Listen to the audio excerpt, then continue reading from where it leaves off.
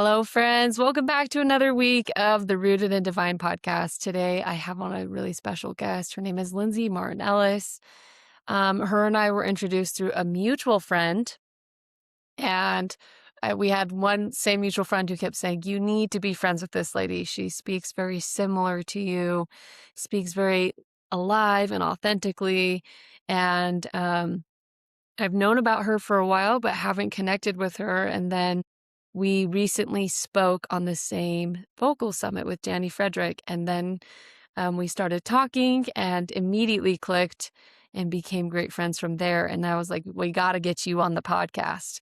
Lindsay has her own podcast. It's called the Lindsay Marten Ellis Experience.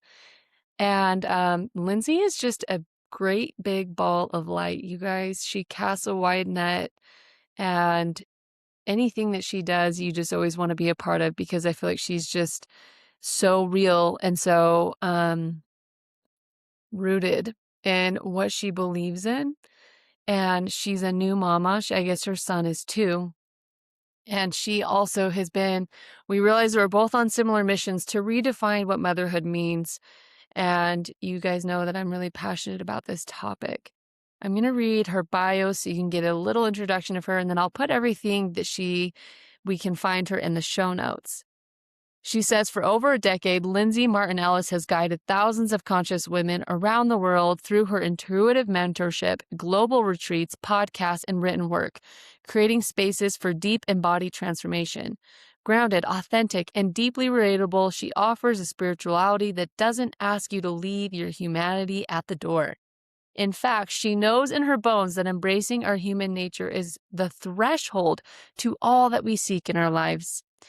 It is her deepest honor to link arms with women through the messy middle of transformation where ancient wisdom and modern life converge. Most days, you'll find Lindsay enjoying the human experience on her Blue Ridge Mountain homestead with her son Cove, rescue pup Luna, and her husband Chad, traveling to new places on this glorious planet and dancing her prayers to George Michael's Freedom on the regular.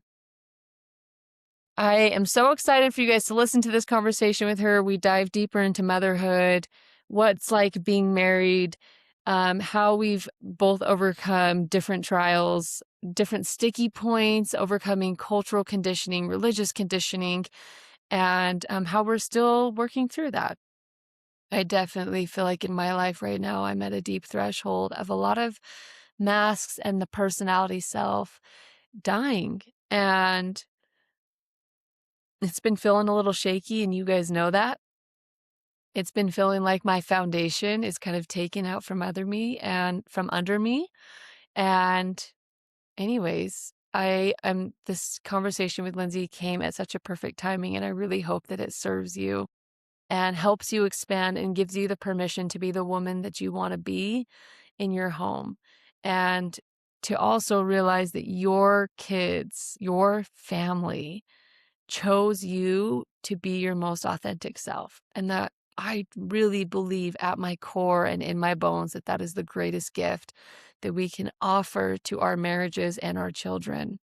And that there's nothing that we need to do extra that's outside of our natural gifts and authenticity to be a great mother.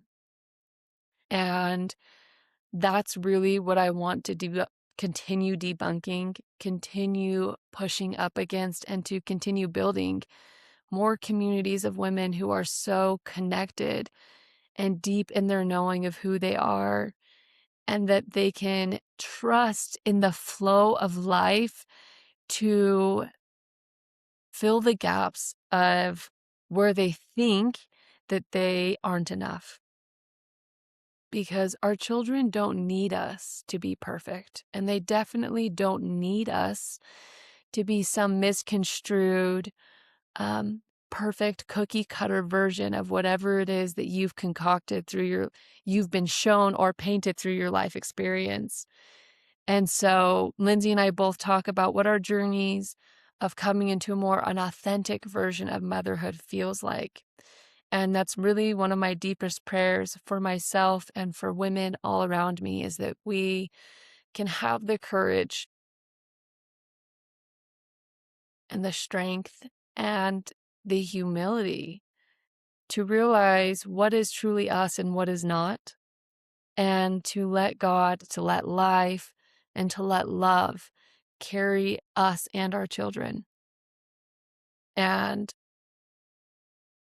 not be so worried about having to be perfect, and not be so worried about having to get motherhood right through their parenting techniques, through education, through how we feed them, through how we love them, through how we reparent them, reparent ourselves, how we reconnect with them, that everything in their path is taken care of and everything in our path is taken care of. And to reclaim our sovereignty and to also reclaim our children's sovereignty, and knowing that we don't have the power to actually mess up their perfect life path. Anyways, I hope you enjoyed this episode. I hope you guys are having a great week. And I love you and I'm so grateful for you. And here is to our rising as mothers.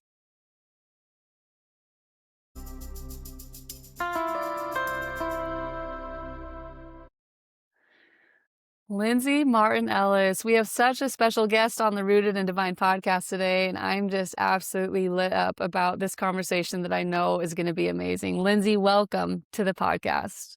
Thank you. I'm so happy to be here. Thanks for having me.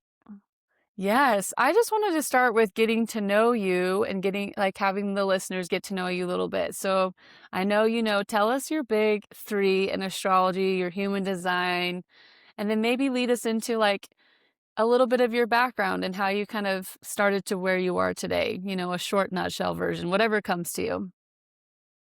Yes, I am a Virgo sun, a Sag rising, and a Cancer moon. I have two Aquarius boys, my husband and my little man, and my husband's actually a double Cancer. So I feel like with the Virgo, I feel like I got the fire, I got the earth, I got the water. I feel like that's pretty much what sums me up. I'm a dynamic woman. I am a 1-3 generator emotional authority. And I think as I'm sharing about the generator energy, I think I spent most of my life working like in this workhorse energy and providing, striving, needing to succeed. Like I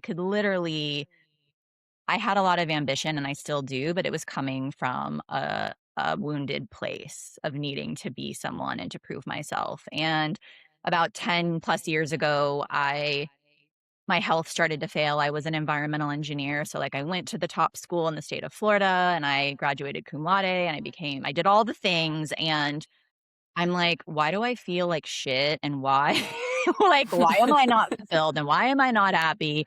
And I remember thinking, I can never be a mother in this environment. Like, this is not the life I want to live. I'm exhausted. And on the outside, everything looked great. But on the inside, my soul is being sucked dry. And then my health, right, like, things started to scream a bit louder, and I had really terrible like, hormonal cystic acne, a lot of other physical symptoms, and I discovered this company on my quest to heal that was all around non-toxic skincare and cosmetics. It was a women-owned company.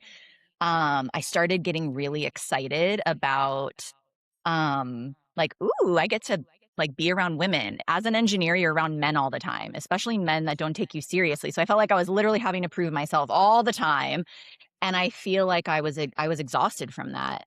Um, and so that company at the time, like, I just went all in. I started sharing my story, my journey, my healing story. Within 6 months, I was off all of my medications, and I've been medication free ever since.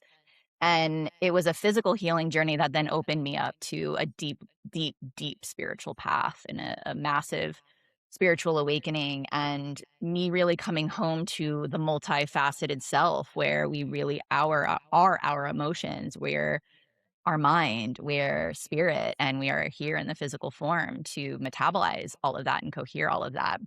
And so, like, I became a mom, I have group programs, I coach, I have a podcast, I'm a published author. I feel like I love being lit up by life as a generator. I can't do everything at the same time, but I do have a lot of diversity in my human design and gene keys. Like, I get really bored if you're trying to ask me to do the same thing every single day, and so I really just try to follow what lights me up, and I like trying new things, and I like really being in the experimentation of life. So I'm in this new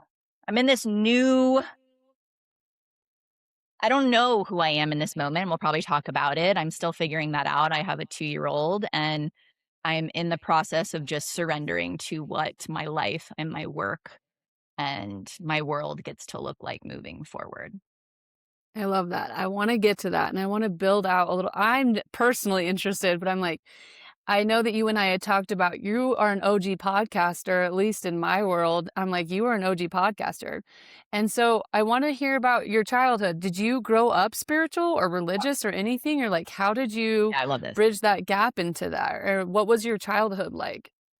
So I grew up Catholic, Mm, and I actually went to Catholic school, and eventually I remember, and this is like a lot of Catholics that I know, not trying to stereotype, but also just like I remember being a kid and being like, okay, this person is doing this thing and then going to reconciliation and then still doing the thing. I remember being a child and being like, this doesn't make sense to me. Like, I don't feel any resonance with this whatsoever. And and then I remember I was in Catholic school, and then I remember because my parents moved, I ended up going to public school. Then my parents tried to put me back in Catholic school in high school, and the I was bullied immediately. Like, people were so mean. Like, all of the kids were so mean there. Like, I was thriving before that. And again, it's not coming from a place of judgment, but I'm like, where is there this disconnect where I feel like what my experience of the Catholic religion was what it looked like? Like, oh, you need to mm, do this in order to, not do you feel something? Are you actually being a living embodiment of love? How are you showing up in your day to day? And I pushed that away for. I found the divine feminine on my quest, pushed it away for a long time, and then Jesus came back into my life in a ceremony, and I was like, "What the fuck is going on? All the cuss in your podcast," and I was like, no, I am not. You are not welcome here." And it was a deeply, deeply, deeply like healing conversation with me and Yeshua, and he was like, "You need to talk about this on your show." And I didn't for many, many, many months. And then finally, I put out an episode that maybe we could link in the show notes. That's called How I Healed My Relationship with Father God, Jesus, Religion, and the Church. And I feel like because of that journey, I now have a lot of compassion. I don't come from a place of judgment. I don't expect to think that my way is the best way. I think we all have our path, and there is a divine purpose in all of it. And that we're all this like big tapestry of this puzzle of the universe that we're all kind of meant to live together and to just honor and respect, which is the Aquarian way, to honor and respect our own individuated paths. Um, and so now, like, I just took it off. I'm wearing some turquoise I got in Egypt, mm. but I wear like this Eye of Horus necklace with this cross that I got when I was little, just from this place of like reverence and remembrance of like what Christ means to me. And it's been a wild ride. Yeah. So you were raised Catholic, you realized there wasn't a resonance, Yeah. you kinda stepped away from that, you went to school, you became an engineer. Yeah. You were in the high corporate, you're like, "This is sucking my soul dry. Everything looks amazing, and my health is declining." And then that was your kind of, like, awakening to Yeah. just a more spiritual life. Yeah. And were you married to your husband at that time, or were you by yourself? He was in my life. We were not engaged yet, so he was really there Oh. for the whole journey, and, I always tell people that he's the most non-judgmental person that I know, and I understand why people's marriages fail because I am a completely different person, and the things that I have asked of him to trust me have been pretty out there, but now I think he's he's really seeing the benefit and living the benefit, and he's also, like, on his own spiritual path now, which has been really fun. I love that. That's you married a good one. You married I've given there's been so many things that I've asked of my husband or gone to places and given him an out where I'm like, "Listen, I know you signed up because I grew up Mormon. Yeah, I know you signed up for a Mormon wife, and I know you signed up for a Mormon life, and if you need to divorce me, you can because I'm out and, like, I'm never going back." yeah, There's been so many of those different types of conversations, and always he meets me in a place where he's like, "What are you talking about? I married you. I love you, but I have so much compassion for the marriages that yeah. yeah, that We got can't good ones. we got some good ones." And I feel like our souls knew, right? Like, our souls knew. I mean, when I met my husband, my now husband, like, it was just very effortless, very easeful, like, he was unlike anyone I had ever dated, like, not my typical type, and I think because it was just, like, that soul knowing, and I think there were probably a lot of masks from both of us. We were younger and, like, but at our core, we knew that there was something there. So, Yeah, yeah. I can absolutely relate to that. My husband just kinda put himself in my path and was like, "I love you and you're the person for me." Well, I recalibrated my whole system to receive that amount of love because it was so uncomfortable for me. Oh, yeah. And I've talked about this on the podcast in the past, but sometimes it still is uncomfortable for me on certain levels where I'm like, "How do you love me so much?" Aw. Like, and he's just always like, he's just there. He's just always there, and it gives me a really beautiful chance to receive always in my marriage. But so then take me to you're on your spiritual path. Yeah. And then what facilitated you starting your podcast and like where were you at with that? Where were you spiritually? Because I know you were like you've said on your podcast, my podcast is basically a personal diary and Yeah. who I am today is so different from who I am when I started. Yeah. It's so funny because 'cause I'm like, "How old is the podcast now?" Maybe 4 years old, 5 years old, something like that.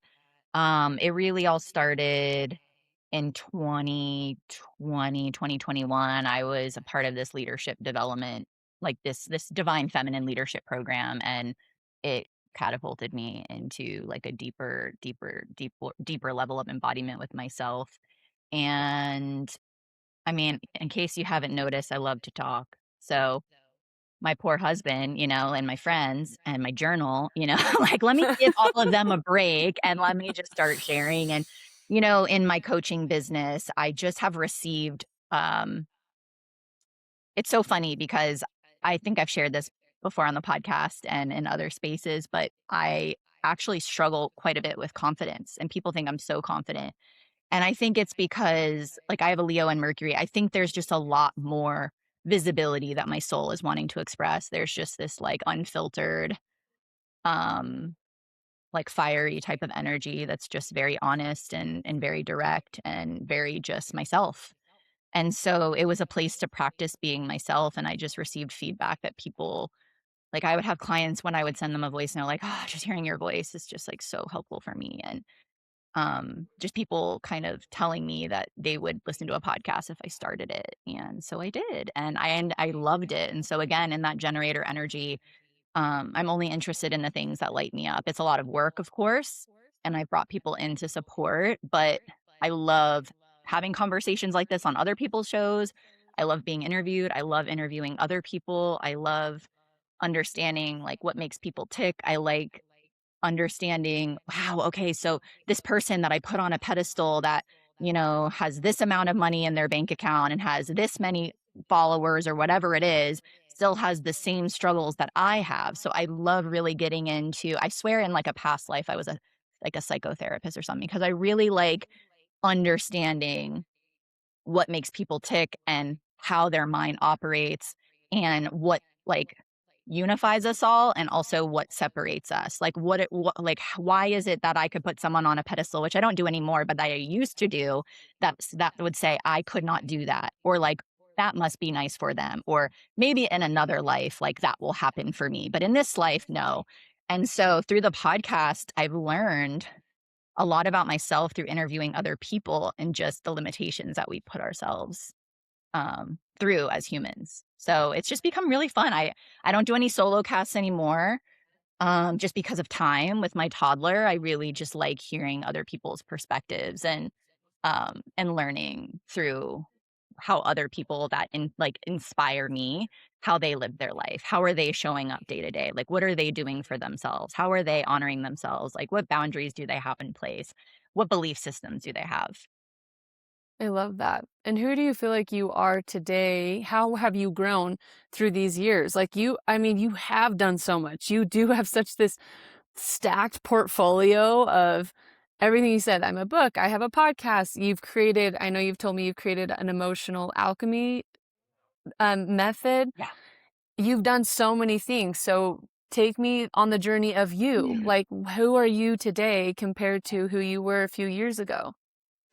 Yeah, I think this has been really coming through a lot from my higher self that like the moment that I detached of like, oh, I need to be a teacher or I need to share something like revolutionary and just honestly got my hands dirty and rolled up my sleeves and did the work and then shared from that place. There's like a relief and like a sense of solace and just a sense of resolve in my body that I'm not trying to be anything that I'm not. I'm not trying to like prove anything. I don't need to like have it be all polished. I don't need to have everything all spelled out perfectly. I just need to share what's working for me. And that requires me to show up for myself every single day because I can't be teaching the things that I'm not doing. And I have had many moments where I haven't done the things. Like I'm just now in a place where I'm at my new baseline. I can really feel it because I've been in this radical self nourishment care. I wouldn't even call it self care. It is just like radical selfishness that really is the most selfless thing that I could do because when I am radically selfish, everybody wins, everybody thrives around me. And that's the woman that I wanna be. Like, I just wanna feel good, and I think that's what most people want. Most people just wanna, like, feel presence in their day, not go to sleep with anxiety, not wake up in overwhelm, feel good in their skin, like, put on an outfit and feel like, "I look hot as shit. I can't wait to go to the grocery store and meet some people and make some friends." So that's really what I wanna help people with. So I think the woman when I first started the podcast was really overcomplicating my life and trying to, like, unravel that and unpack that. And now, things are much simpler. And I think motherhood does that to you. And so it's like, okay, this is how I wanna feel in my day. I wanna live an authentic life. I want to feel aligned. Like, I wanna know that everything that is meant for me will continue to come into my field. And I wanna feel alive. Like, I wanna bake my sourdough, and I wanna, like, cook with my kid in the kitchen, and I wanna tend to my garden, and I wanna walk places and breathe the fresh air. Like, that's honestly what I'm interested in. That to me is success. It's a very different type of energetic now where, um, I'm just trying to have as much fun as possible and keep praying that, like, the money will continue to come in that, like, fun lit up energy. I love that. I really want to tease out that radically selfish Yeah, note that you pulled out because I think that's such a trigger point for so many moms who are listening. They'd probably be like, oh, like an immediate contraction in their body of like, oh, good for her. But like, one, the word selfish, and then two, you put radically in front of it. Those are two things that don't normally go with motherhood is radical and selfish, even separately. yeah. So tell me a little bit more about that. And then what types of like shadows or sticky points have you really had to work with to allow yourself to get to that point? Yeah. You know, this actually dropped in yesterday when I was journaling and, Spirit was like, "Share it." So I was gonna turn it into a reel, but now we're sharing it here, and I think this is like what my like divine will at its finest. So this is my life's work sphere in the gene keys is moving from exhaustion to divine will through the path of resolve. And so like I have over and over again just gotten out of my own way that when I receive something, I just know like this is truth. Like this is the new way, which is really the ancient way. And there's those of us that are meant to go first. And so part of starting the podcast and part of sharing is that I am not attached to if it doesn't resonate with someone. It probably wouldn't have resonated with me several years ago. And that's okay. And so it's like, I'm not here to change anyone's mind about it, but there may be some women who are like, "Ooh, ooh, ooh, ooh, yes, like, I'm at this breaking point, I'm at a threshold, like, tell me more." And I feel like before motherhood, I had really I mean, I was thriving in all areas of my life, truly. And then I moved and had a baby, and, like, all these things happened, and I went back into old patterns. And I think part of why I am here is to be so relatable, and that most mentors and teachers are not sharing that they fall back, or that they stop doing the thing, or that they're not, like, having all of their, like, perfectly polished practices that they do every day, like checking their boxes. I completely fell off, like, massively fell on my face to the point where I had massive hormone imbalance. Again, it's a very similar journey. It's like, "Oh, this happened when I was 30 and I was in corporate. Now I'm a mother." So it's like, I feel like, Katelyn, I can hold the human experience of like, well, I'm falling on my face, and then I can say, "Well, I've been here before. Mhm. What did I do last time? How did I honor myself? How can I do things differently?" And I get my directive from the divine. And so when I keep getting, this is this is about you. You have to put yourself first. I keep getting that every day. I start to listen. And now I'm on the other side of that. I've enrolled my husband in that. And now my whole family is feeling the benefits of that. And so I would say, with anything in life, if you feel like something's not working and you hear that something feels like, ooh, like a stretch, it's like, okay, trying it on is the only way. The only way is to experiment. What does that look like for you? Because I put myself first, I actually have more time with my child. I'm more regulated. I'm more able to tend to him. I feel more joy throughout my day. And I'm actually like really enjoying and loving being a housewife and tending to the home and being in the feminine and being a mother. So it's not for everyone, and I think this is, like, really trusting that all of our paths are different, and our paths unlock and open up in different ways throughout our journey, and that's divine orchestration. And also, I really believe that I'm here to shift the templates of motherhood at a mass scale through my personal journey and then sharing it. And so I'm gonna probably continue to share things that are very radical and are going to trigger a lot of women and mothers probably in particular, and probably the patriarchy too. So do you have to disrupt the patriarchy to get a new template of motherhood, Yeah, for sure, which I feel very similar to you is that tell us a little, for example, I was at lunch with some friends recently. One mom has three young kids. Another mom is in like the age of her kids are in the age of like 6 to 11 or something like that. yeah, But we were discussing, motherhood, what that's like. One of the friends was like, I carry this belief that I am the only one that can do everything. yeah, And if I outsource anything, one, it makes me a bad mom. Two, I just don't believe they can do it as good as I yeah. can. And I was asking her, I'm like, how does that make you feel Mhm. internally?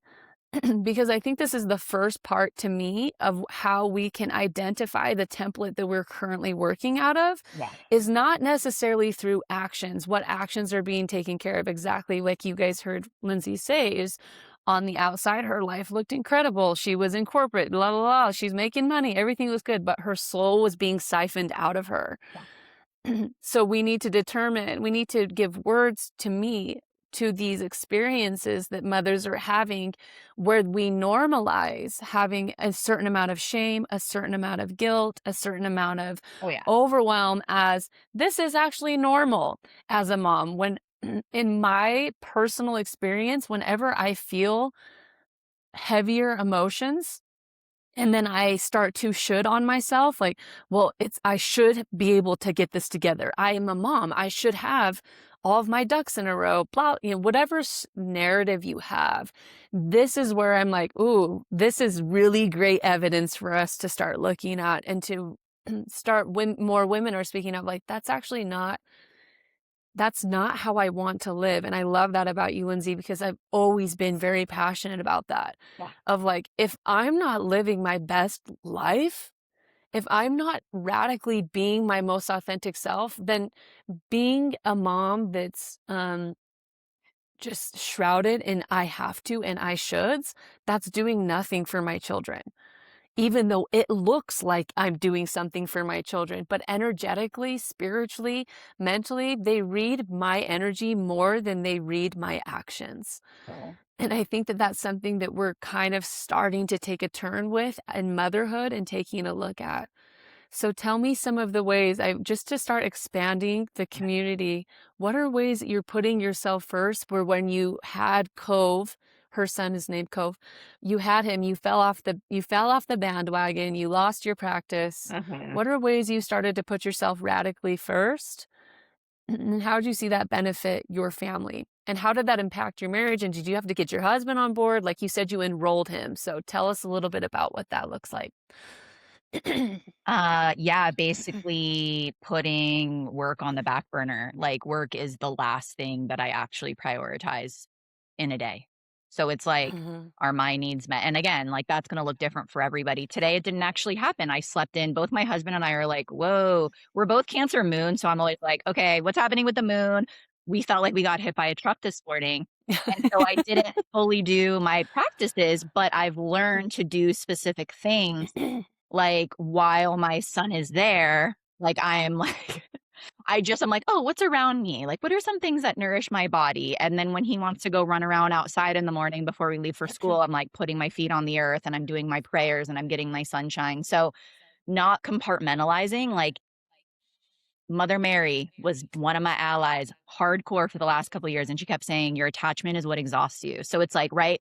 The old Virgo sun in me, like, okay, I didn't wake up this morning. Now my whole day is going to hell. And then I would just like eat my feelings and I would just like fall off the wagon. And I'd say I'd start again tomorrow. And now like prioritizing myself, like again, I'm still tending to my kiddo. I'm helping my husband get out the door, like coffee, making lunch, all the things, making sure his needs are met. And I'm working out, like I'm doing all of these things, like making sure that I'm having a nourishing meal before I open up my computer. Like I have blockers on my phone to where I can't get on my social media apps. I probably don't even need the blockers anymore because now it's like I don't even want to get on there because it's like created this new boundary. But I'm doing the things that work for me in terms of, am I waking up? Like, am I doing something for myself before I start tending to somebody else? Mhm. A work email, a client, my partner, my son. So it's even if it's 5 seconds, it's something for myself. And that was a big conversation because my husband and I moved to a new state. We're both entrepreneurs when we got pregnant in the middle of that, and that was not our plan, but it was the plan.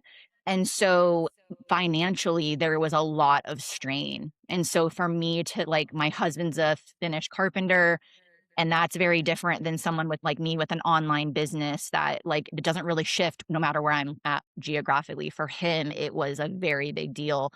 And so we got to have some tough conversations. Like it raised him in his leadership as a man and as the provider. Like, I'm so proud of how he's shown up. And I feel like he's able, even though he's not a woman and I'm not a man, there's a level of like responsibility that he carries as the provider that I cannot ever understand. And he also doesn't know what it's like to be in my shoes. And so prioritizing myself. Again, it doesn't mean that I'm just like, bye, husband, bye, kid, I'm doing me, see you later. It's how can I honor myself as much as humanly possible throughout the day? And it's radically shifted literally all of my relationships. And I feel like I'm like, oh, I can't wait to see my kiddo. So that was another thing is childcare 5 days a week no matter what. Like, I have a lot of moms here who are still with their 2-year-olds full time. That's not my path.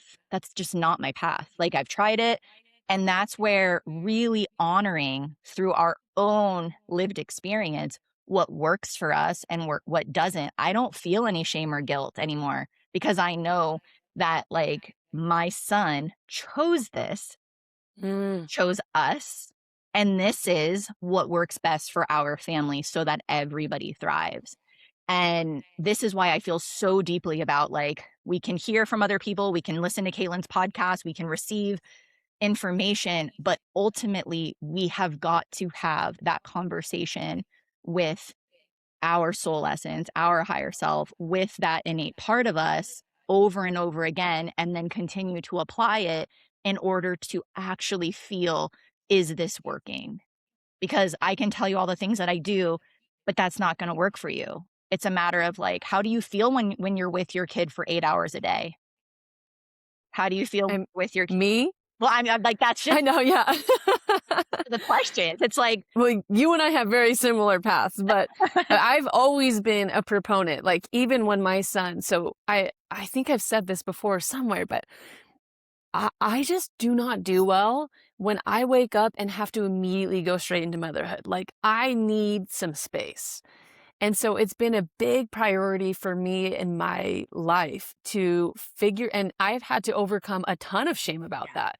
Of like, well, why don't I love getting my kids off to school? Why don't I love just helping them make their beds and getting all these little things? Cause like by the time they get to school and then I have time, I'm like already feeling like flustered. Like, who am I? What just happened to me?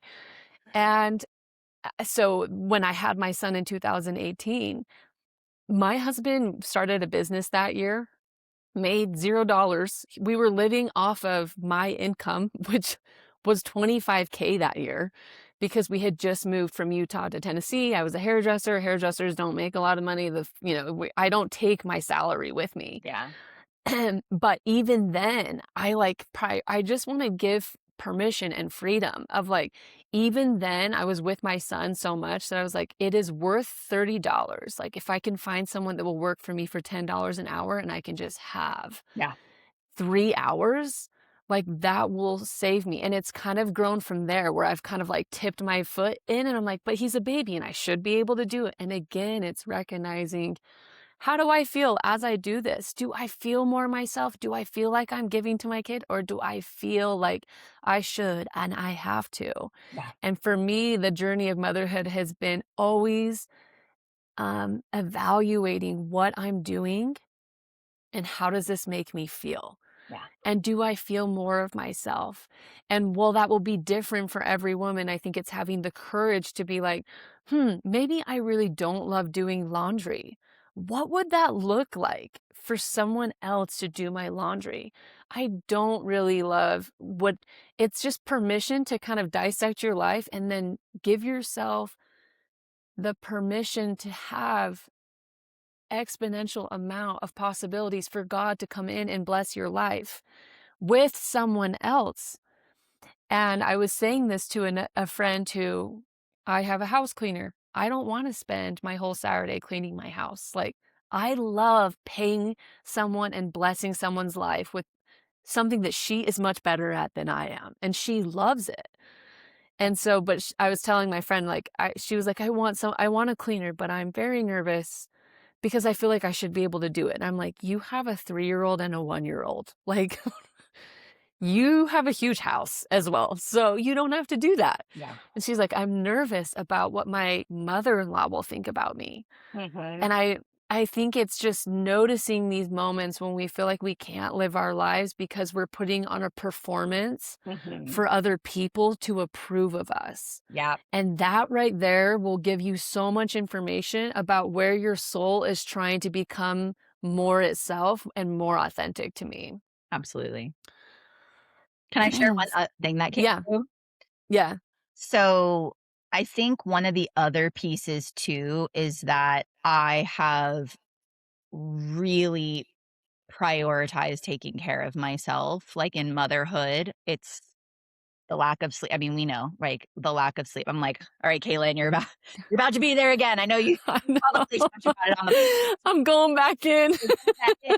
So, it's like, it requires a level of grace and grit equally, and I think Mm, that I do bring that to the table, like, I bring the fire, I bring the, like, "I can do this," and I was in a lot of stagnancy. I was in a lot of inertia. I was in a lot of like, my body needs movement. My body needs, like, I'm like a plant. Like, I need sunshine. I need this. I need that. And it was a non-negotiable, like, I am doing this every day. I'm walking my dog 30 minutes a day. I'm moving my, like, I walk my dog 30 minutes a day. I move my body 30 minutes a day. Like, again, this works for me. I needed to start lifting weights again for myself to, like, actually move the energy. I the child hair care was required. Like, the spiritual practice was required. Getting out in nature every day was required. Like, there were things that I've learned over time, and so it's really hard to be like, "Do I need a house cleaner? Or do I need this? Or am I?" Because laundry and dishes used to overwhelm me. And now, because I have energy again, because I'm Mm. myself again, I actually love it. I do have a house cleaner once a month, so I'm doing little things here and there. I mean, I'm like, I literally just vacuumed and wired my floors with a dog and a 2-year-old looking like I haven't vacuumed in a month. But that's what I'm calling in for baby number 2. Like, everyone on my spirit team knows, and in physical form, like, I am not having a child until financially, emotionally, energetically, like, until I can say this is the amount of support that I'm calling in, because I do not want to have the same experience that I had with baby number 1. And I feel like I needed to go through that so that I could be here having this conversation. I really believe that. Like, I had moved to a new state. I had 0 family here. Like, I knew nobody. My first time experiencing, like, a true winter and having to figure it out on my own where my husband was back at work. Like, it was a really dark time in my life, and I don't have any shame about that. Like, Mm. I really believe my son came here to catalyze me into, like, you're gonna walk through the fire, and you're gonna metabolize that. And then with the 2nd baby, I feel like because we don't have a village anymore, and unfortunately, now we gotta pay for it, but like Katelyn said, there's ways to get creative. Like, I'm in mom groups. There's, like, like, they have, like, childcare, like, co-sharing. I mean, there's so many things, like, different moms take turns. There's so many things that we can do if we just ask. 100%. And ask and receive. Yeah, Like, how many times have you seen your friend struggling with her kids and you're like, "Let me take them for you and they say so no. you can have some time." And then like, "No, I got it, Yeah. I got it." But inside you're like, "I would actually kill for that, but I don't Yes. have the capacity to receive." And there was a time a few years ago when I was in my dark night of the soul as well. I had just had Max in 20 May of 2020. Ethan was working 2 jobs. We were living paycheck to paycheck. We had just moved from Tennessee to Utah. I had no support system here. And then the world was shut down, and half of my people were subscribing to the pandemic and half of the people were not. And I was just like so alone. And I had a 20-month-old and a newborn. Whew. And it was just a lot for me. And I remember just crying on my floor and calling my mom and being like, "I don't know if I can do this." And she's like, "You can do this. Pick yourself up off the floor." And, you know, anyways, but I digress, is that I finally became friends with this group of moms, and we all didn't have the money for what we wanted to happen. So we just created a schedule where, like, Love it. on this day, I take all of your kids and I will be the person. And then on this day, you take all the kids. And like, people wanna help each other, and the funny thing is that we just don't wanna receive because we don't want to appear like we need help or that we're needy or that we don't have it together.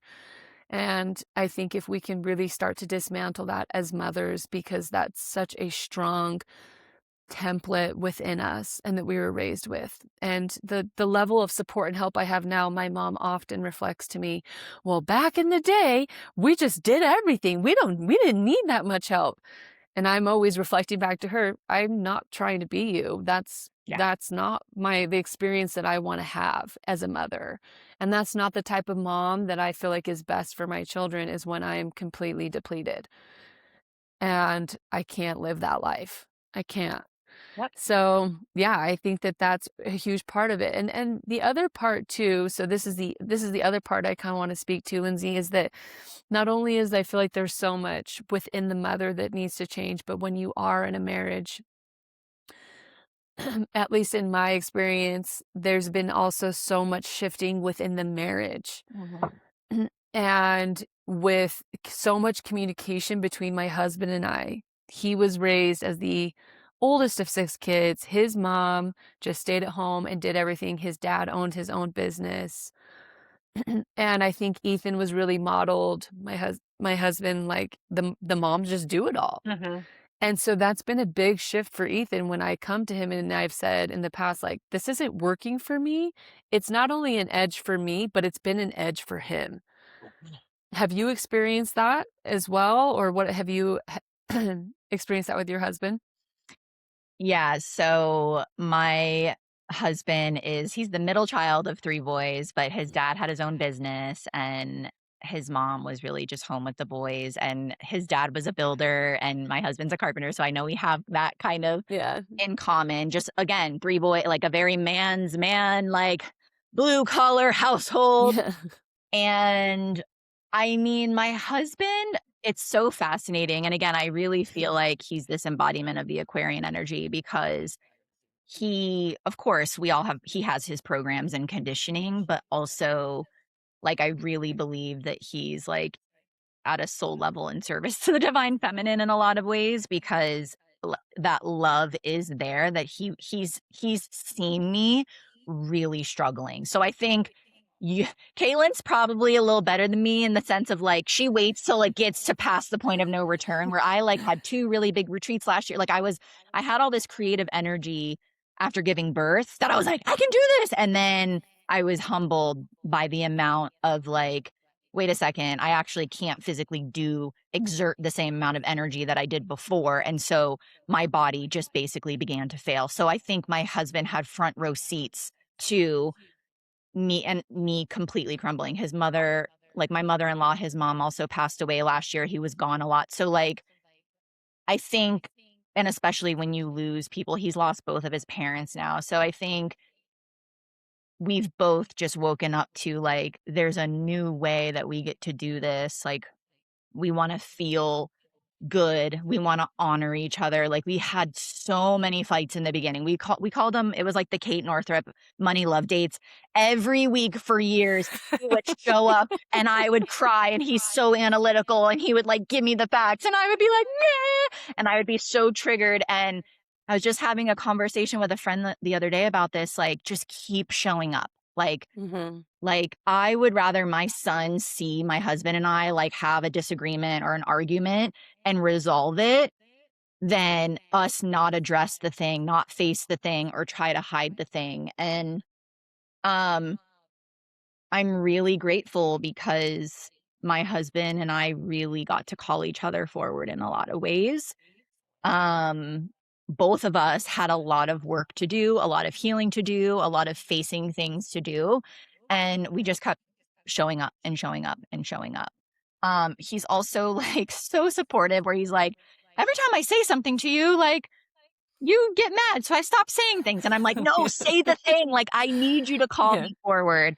And so it's just been really, really beautiful. Like, I've detached. So part of the selfish is the most, like, selfless act I can do is I've really detached from control. And so much of what you were sharing about at the beginning, Caitlin, is this is all us not wanting to lose control when we don't have control Mhm. to begin with.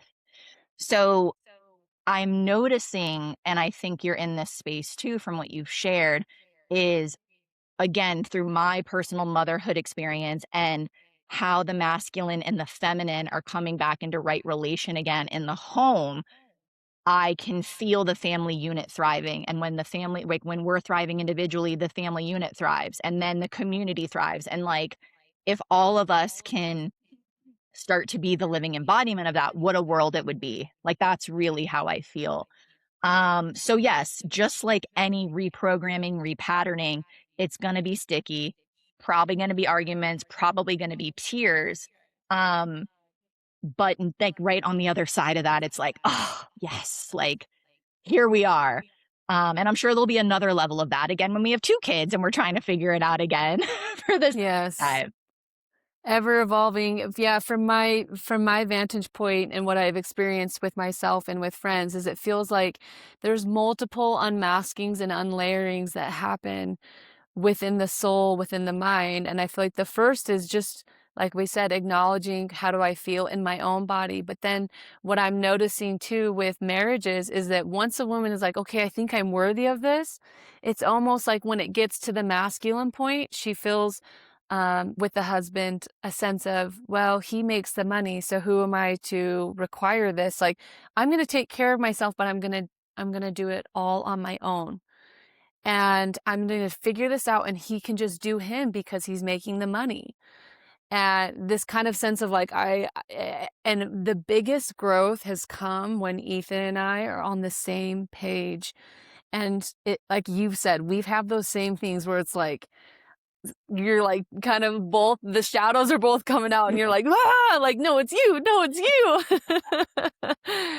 And something that Ethan and I have really worked on in the last since we were married, really, is just that I really believe that work should work for us and that we shouldn't be working for work, and that our whole family unit isn't a slave to work. And I think that's part of coming out of this old paradigm, is that families and marriages were really based on survival of like, I just make the paycheck, you make the kids, you take care of the house, I'm just trying to get by, and then we'll hopefully get our kids raised and they'll all be amazing and da da da, we have a whole story. Totally. And it's just, man, I just feel like that's such another huge stake that has been in the ground that we are dismantling individually and collectively. As what does it actually mean to be married? What does it actually mean to have a family? What is the point of it? And how do we, and like you said, going back to the individual, what feels good for us to be a parent?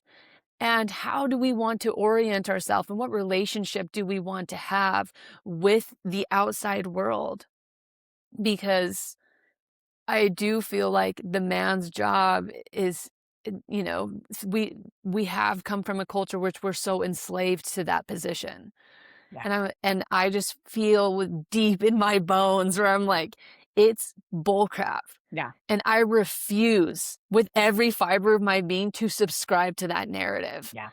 Because what is life? At the end of life, I always tell me, like, at the end of life, you're never going to be like, oh my gosh, I built X amount of houses Yeah. and I made X amount of dollars. And remember that one time I said no to the vacation because this work problem happened and I succeeded and I figured it out. I'm like, that's not going to be what we're talking about at the end of this. Yeah. And so, hey, I do feel like there's also a call. Like, I love how you said that you and your husband are calling each other forth. And I feel like hopefully this conversation can call all of us forth in some way, but that then we have the courage and the love and the softness to call our husbands forth. Mhm. Because, like you said, you feel like your husband is in service to the divine feminine. And I do feel that way, even with my husband. And it just requires consistently showing up authentically for me. And it's been so fun to watch him over the years go from work is everything and having so much of his treasures laid in heaven placed in work. And how he's starting over the years, how he's softened his grip and how he's realizing, wow, I can still be successful and be free. Yeah. And I really feel like this is the new template of the motherhood and the family unit, is that we're going from something that's in survival and performance based into something that's thriving and freedom for all on every level. And where we're not all just in a contract to make sure that we look like we're doing good. It's like freedom for all. Freedom for the man, freedom for the woman, freedom for the children, freedom for the community. Mhm. Hey, Anyways, do sister. you have anything to add about that? I mean, what she said, yeah. Yeah. I mean, when you were talking about your mom, like, "Well, back in the day, we did all this," right? Like, the bottom line is consciousness, like, this is the most conscious our planet has ever been. This is how consciousness works. It's not a hierarchical thing, but, right, just like our children are gonna do better than we did. point blank. Mhm. And so when we think about it like that, and there's a book called The Fourth Turning, and I'm also really fascinated in like historical events, and we can see the shifts happening, right? It was like, okay, like the men were the hunters, like we were the gatherers, we were in the community, and then all of a sudden, right, like then men were working and the women were at home, and then women were like, what the fuck? Like I don't want to do this. And then women were like, I'm going back into the Yep. workplace. And then and then we're like our Yeah. parents, like the boomers, were the generation that were literally doing it all. Like Yep. my mom worked and took care of the kiddos, and, like, I know in general, this is why there's a lot of child abuse that was happening. There's a lot of addiction. There's a lot of coping, like, people didn't have the tools that we have now, and so that's also this really beautiful place, like, when we can actually do the work to yes, there may be moments where we're triggered by our parents, our in-laws, or someone on the internet, but ultimately, it's like they're just even not necessarily capable of like holding that consciousness Mhm. because that was their path and that's what they chose. And they basically set the foundation for us to say, how can we do this differently? How can we show up in harmony in this sacred union? Because I do believe, and again, this isn't everyone's path, but like the most catalyzing soul journey is through marriage and having a child. I really believe that. It has been the hardest thing I've ever done having a child. The hardest. And I'm The like, I hardest. look at my kid and I'm like, "Oh, I just could eat you up." It's like this such a paradox. And so it's not for the faint of heart. I feel like I'm like really curious to hear about your, leaving the Mormon religion. Like again, that is a courageous act within itself and then the conversations that you're having. So I just wanted to also thank you for your leadership and for showing up and saying the thing and ruffling feathers, and people are not going to get it. People are not going to understand it. But again, it's like I don't want your life. Like you don't pay my bills. So it's like Yeah. so, Yeah. it's gets to that place where it's like, yes and no, like, send bless you on your way. And again, like, my family have started to be like, "Wait, maybe Lindsay's onto something because she's, like, really doing good over there," you know? So it's like, I'm not trying to prove myself, but people are seeing me shift that they're like, "Wait, what are you doing? Wait, like, Yeah. I just wanna feel better. Wait, how are you living your life?" And one of the things that I've chosen is to not drink, and again, that's not everybody's path, but, like, I am so devoted to feeling it all, and when something comes up, I that's why I have blockers on my phone and I have rules in my house about, like, it's like, no numbing on Netflix anymore, like, no wine, and that's my path because I am so devoted to like, what is this thing? What is this trigger? What is this emotional response? I want to feel it because if I don't feel it, then it's just going to keep happening and it's going to keep popping up. And the more that I numb, the less I'm actually going to feel who I really am. And I'm just not interested in that anymore. 100%. I'm with you all the way. It's funny because I was crying the other day, feeling my feelings, and my husband had said, because I've just always been a feeler. Like there's no I'm a Pisces and I have Cancer rising and my whole chart is just a bunch of water. Like I'm the feeler of the depths.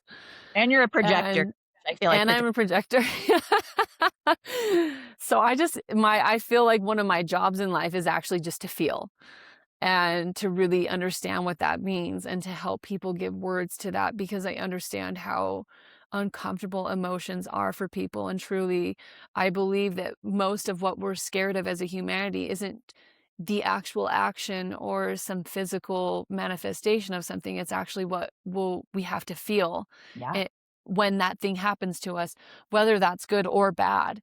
And I really think the next growing edge of humanity and as women as the divine feminine in the household, you are the current. Mhm. You are the current in the house, and your current sets the tone, and our capacity to expand our current, I just view us as a river. To expand our river and to expand what we can hold will come from our capacity to feel and to know that it doesn't mean anything about you as a soul. Your soul isn't up for evaluation or worth, but that in doing so, we are giving our children the freedom to feel. Because, like you said, it's when we feel our feelings is when we come back to what is really me and what is not. And where did this come from? And was this ever mine to begin with? And like you said, our generation before us, these boomers, they didn't feel. No. It was just get on an antidepressant. I had multiple members of my family on antidepressants, and I have nothing against antidepressants, by the way. If I was on them for just a little bit after I had Max, but it's the point of just where can we suppress? Because society has taught us that emotions are wrong. Yeah. And that if you feel too many emotions, then you have a mental disability. And I'm like, emotions are the guidepost to spirit speaking through us Mhm. of where our soul is meant to expand and where more light wants to come through. And if we can't go to those darker places that we're so scared of, then where will the light come through? Yep. That's it. And so it's also been so beautiful because I feel like as women, because the feminine is just such an open void and she's so magnetic, we naturally transmit the codes wherever we go. And you don't have to be teaching this to your children. They will feel you and naturally know that they have the freedom to feel and be themselves. And I've seen that with my children, and I've absolutely seen it with my husband, and I've seen it with my sisters and my close friends that when we all show up in authenticity, then it gives people to be authentic. Mhm. And I think that's how we're going to start really building this new mother template of what does it look like to thrive and on every level, on every version. So, Aho, sister. aho. Yeah.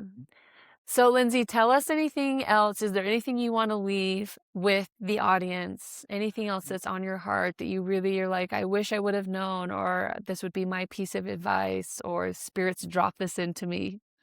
Well, I'm just really glad that Danny kept nudging both of us to connect because, like, I actually listened to if you haven't listened to Kaylin's free gift, her, I forget what it's called, but it was like how Safe to feel. safe to feel meditation. Yeah. I tuned into it, and, I used to have a group program back in the day before baby, called The Awakened Woman, and it was all around, moving emotions in the body through sound, through music, through frequency. And I really believe like our soul is housed at our heart space, and this is where we feel. And if we want to access our soul, we have got to feel. So this is Mhm. the answer is if you are feeling lack of clarity, if you're like right, if you're not feeling aligned, if you're feeling not clear, if you don't know your next move, if you're questioning everything, it is a revolutionary act to feel. And that Mhm. like, if I have any sort of, just a little piece of inkling of, "Hey, this is something that you can start to implement," is giving your space to move emotions every single day and watch your world completely shift. And again, so funny you say this because my brother-in-law was here the other day and he said to my husband, like, "You make a lot of sounds." Like, 'cause, like, they were painting, he's like, "Oh," and I think, again, it's just like and I think I've heard you say something like that too with your Mhm. partner, and even the teacher at my kiddo's school is like, Cove has a lot of emotions, which he's a Sag moon, so of course he's like he's got a lot of emotions, but he moves into acceptance really quickly. So again, like, Mm.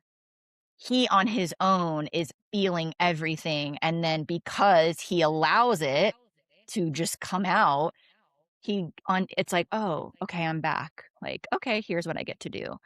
And I'm if I can just do one thing in motherhood is allow my child to continue that where people still try to say, "It's okay, it's okay, it's okay," and at our house, I say, "I hear you," or I don't even say anything. Like, Mhm. how quickly people want to fix or make something different or change our kiddo for being loud or saying the thing or having an emotional response. This is what we're shifting. Like, this is all of us encoded in our DNA is we cannot cry, we cannot get angry, we cannot make sound. Watch a little one move throughout their day and hear them grunting and hear them sighing and watch how they fall and get right back up. And sometimes they'll cry and sometimes not, but just watch. They'll fall, they'll cry, they'll get right back on the thing because they moved the energy. And I feel like pain is just energy with nowhere to go. And so if we can just listen to Katelyn's meditation if you need support. Um, I'll link it in the show notes. but yeah, the emotional alchemy piece is allow, accept, alchemize. When we allow something, by default, we just begin to accept. The shame and guilt are always there for me, but I just don't listen to it anymore because I know that it's not my truth. And then the alchemy begins to happen. Okay, I'm allowing the shame. I accept that there's part of me exists. Who am I really? Like now I have Mhm. choice. And so that's honestly it. That's the secret to healing the crazy wildness that's happening on the planet. And it starts with us. 100%. So thank you. I feel like this is coming through a little example of what this could look like Yeah. because it's so funny that you brought all this up. I was just actually spoke about I did a solo podcast last week and talked about this, about how we just need to give each other space to feel. And and that is so hard for us to do as a humanity, to our children and to in our marriages, just in one-on-one. If someone will tell you, "Oh, I feel this." And then you're like, "Let me fix it, and I'll bless you with my new perspective." I was having, a feeling a week or two ago, just feeling really sad. Sad that I was pregnant, sad that I feel like I made it to the front of the line with childhood, and I feel like I'm going to the back of the line. I kind of mourning a little bit about old pregnancies, things like that. And I was just like, I just want to be sad. I just need to like really sit with this and just allow it. My husband and I went on a walk and he just was trying to fix me. Fixing, fixing, fixing. And I just didn't have a lot to say. I was just like, this doesn't actually feel good. And just notice how I notice that when my children have something that's wrong, if I immediately go into like, let me shift your perspective, but at least you have this. I know for me, that doesn't always feel great.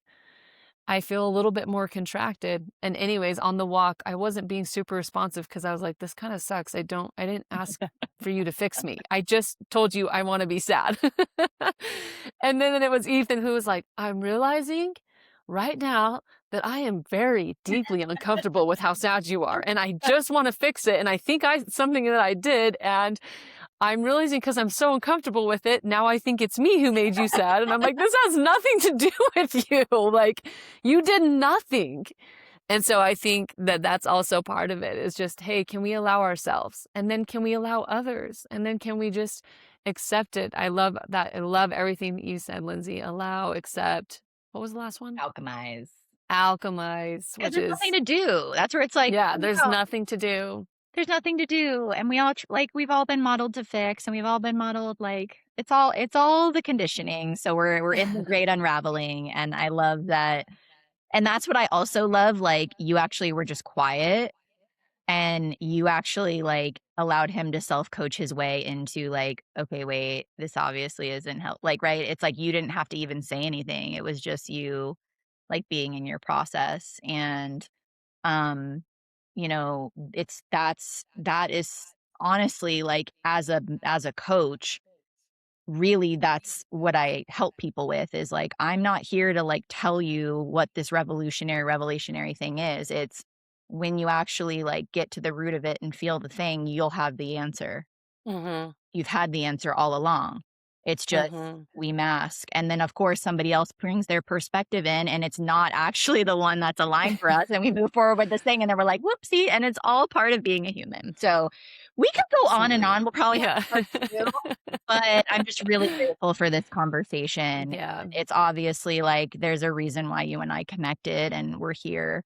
Um, yeah, to anchor in this new way moving forward for humanity for sure. Absolutely. It's been such an honor and a pleasure. And Lindsay, will you want to tell everyone if there's anything you're working on or where people can find you? And then I'll make sure I link everything in the Yeah. show notes. Yeah, so you can find me everywhere with my name at my name. It's at Lindsay Marten Ellis, Lindsay with an A, Martin with an E. Um Yeah, right now I'm just doing one-on-one private coaching. I've got my podcast. You can follow me on social media, but I'm kind of in a place of like, I don't know. I'm just having fun being like not attached to any sort of like consistent sharing schedule. But the podcast, I have an episode now once a month. I used to do it weekly, but in motherhood, once a month feels nourishing for me.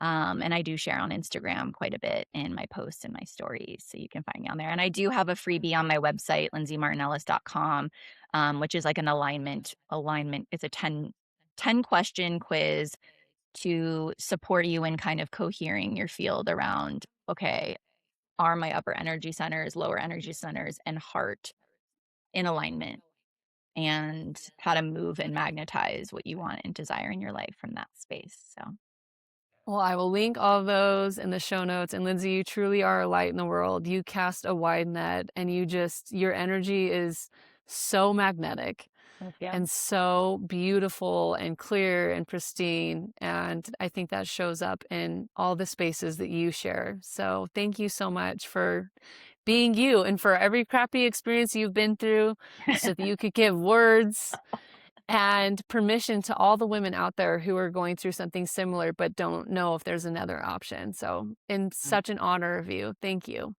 Thank you. Thank you for sharing your voice on the show. Can't wait to continue to tune in. Sending blessings. Blessings.